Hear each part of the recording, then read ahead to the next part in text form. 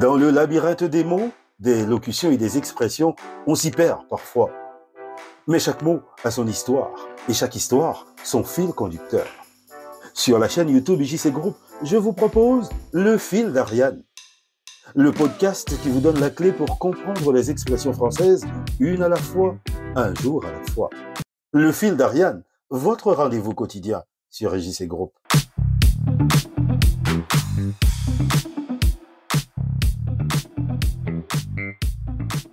Bonjour les amis, je m'appelle Israël Jackie Cantave.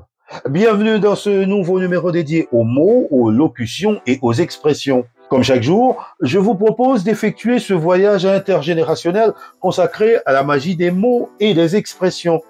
Une machine à remonter le temps pour comprendre l'histoire et la mythologie et placer dans leur contexte les plus belles phrases exprimées par les esprits anciens, mais qui permettent de raconter des histoires contemporaines.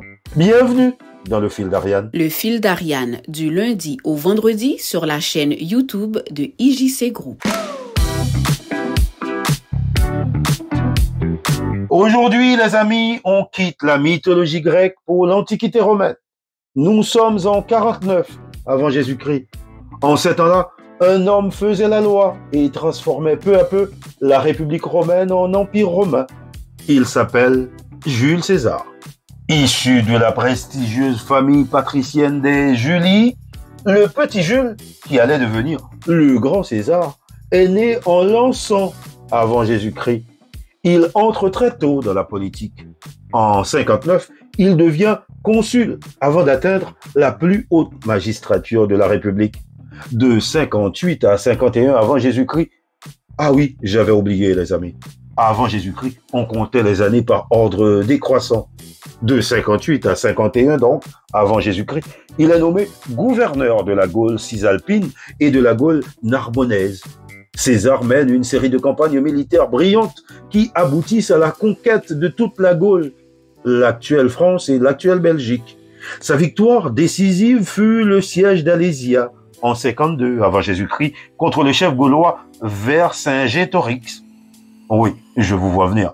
Vous vous dites, mais qu'est-ce qui lui arrive, le Jackie? Il avait dit au début qu'il allait nous parler de l'expression « franchir le Rubicon ». Mais voilà qu'il nous parle de Jules César. Il est tombé sur la tête ou quoi? Non, non. Si je vous parle de Jules César, les amis, c'est parce que c'est lui qui a rendu célèbre cette expression en 49 avant Jésus-Christ. Le Rubicon, en latin Rubico, c'est une petite rivière du nord-est de l'Italie. Le nom latin Rubico est dérivé de l'adjectif ruber, qui signifie rouge, probablement en référence à la couleur rougeâtre de ses eaux, due à la présence d'argile dans son lit. Historiquement, le Rubicon se jetait dans la mer Adriatique.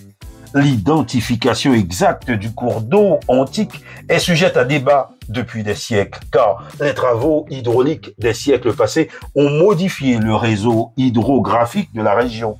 Aujourd'hui, on identifie majoritairement le Rubicon avec le fleuve qui traverse la ville de Savignano sul Rubicone, qui a été rebaptisé en son honneur dans la région d'Émilie-Romagne. Pendant la République romaine, le Rubicon marquait la frontière légale entre la province de la Gaule cisalpine, territoire gouverné par Jules César, et l'Italie romaine proprement dite. La loi romaine interdisait formellement à tout général revenant de sa province de franchir cette limite avec son armée. Cette loi visait à protéger Rome contre tout coup d'État militaire et garantissait la suprématie du pouvoir civil, le Sénat, sur le pouvoir militaire. Et c'est là que va naître notre expression. Donc, en 49, notre ami Jules César, après ses triomphes en Gaule, était en conflit ouvert avec le Sénat romain qui lui ordonnait de licencier ses légions et de revenir à Rome en simple citoyen pour y être jugé. Le 10 ou 11 janvier 49, César prend la décision fatidique de franchir la rivière à la tête de sa légion. Il décide donc de franchir le Rubicon. Le Fil d'Ariane, votre rendez-vous quotidien. En faisant cela, le général César viole la loi et déclenche la guerre civile. C'est à cet instant qu'il aurait prononcé la célèbre phrase « Alea jacta est », les dés sont jetés. Bon, pour cette expression, on y reviendra dans un prochain épisode. Et pour vous raconter la fin de l'histoire, Jules César bat ses adversaires, notamment Pompée, et s'empare du pouvoir à Rome. Après sa victoire dans la guerre civile, il concentre le pouvoir et est nommé dictateur perpétuel. Une violation flagrante des traditions républicaines. Il réalise cependant d'importantes réformes, dont la plus durable est la création du calendrier julien, année de 365 jours, et le jour bissextile tous les 4 ans. Le 15 mars 44, un groupe de sénateurs se présentant comme les défenseurs de la République contre la tyrannie complote pour l'assassiner. Il est poignardé à mort à la curie de Pompée qui abritait provisoirement le Sénat. Son assassinat va plonger Rome dans une nouvelle guerre civile et ouvre la voie à son petit-neveu et fils adoptif, Octave, futur empereur Auguste, marquant ainsi la fin définitive de la République romaine et le début de l'Empire.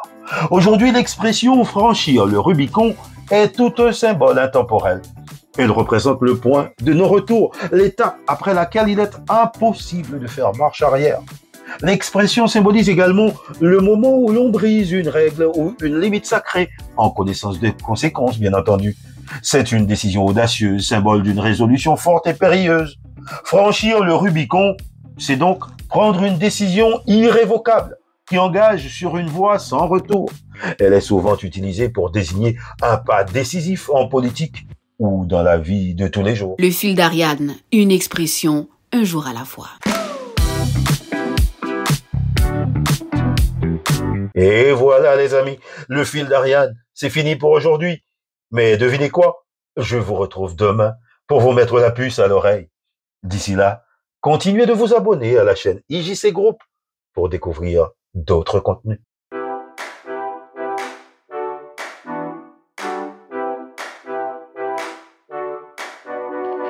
Dans le labyrinthe des mots, des locutions et des expressions, on s'y perd parfois.